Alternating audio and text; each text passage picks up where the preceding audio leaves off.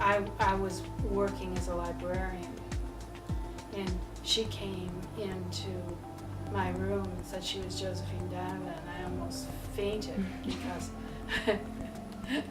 I worshipped her because, she was one of the very leaders of women's studies. The study of women, to make it an academic discipline, really came out of a lot of the feminist leadership principles we talk about, that women's experiences had been devalued, that we were missing a whole different way of, or many, many different ways of seeing the world and understanding our history.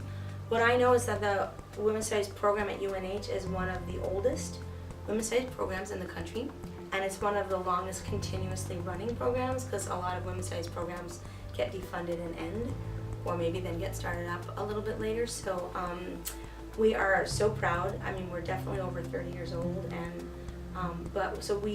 people founded a Women's Studies program here at UNH kind of at the very beginning of second wave feminism, when feminists were trying to do something different in the academy and move from the streets also then to take up issues in the academy. And so we were one of the first. By the time I started teaching, which was around 1980, 1979, it was still really, really early days. It was just so heady because it seemed so important and everyone was so incredibly committed. Certainly the faculty who were involved with it really, it was really clear that your effort and your expertise was just valued and necessary.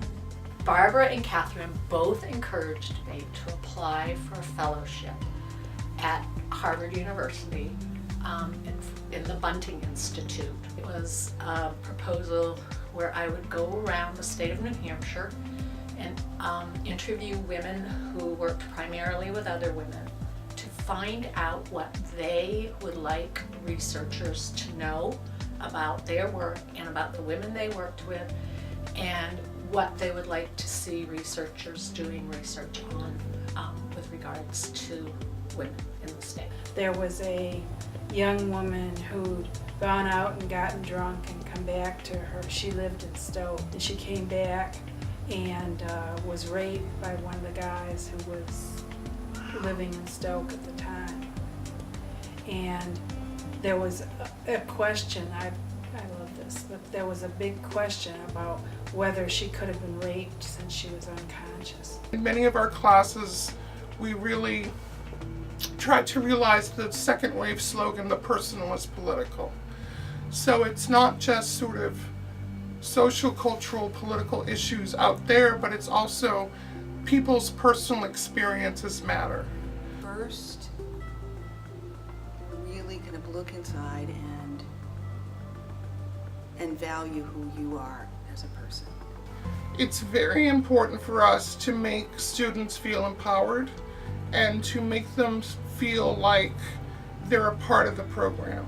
And just know that you stand on a lot of strong shoulders, and there are people who really need you to use the voice that you have. Kate is, the person to do it. Yeah, she's great. Yeah, she's great, and she's always been an activist, and always been really involved in everything. So I think just follow her lead and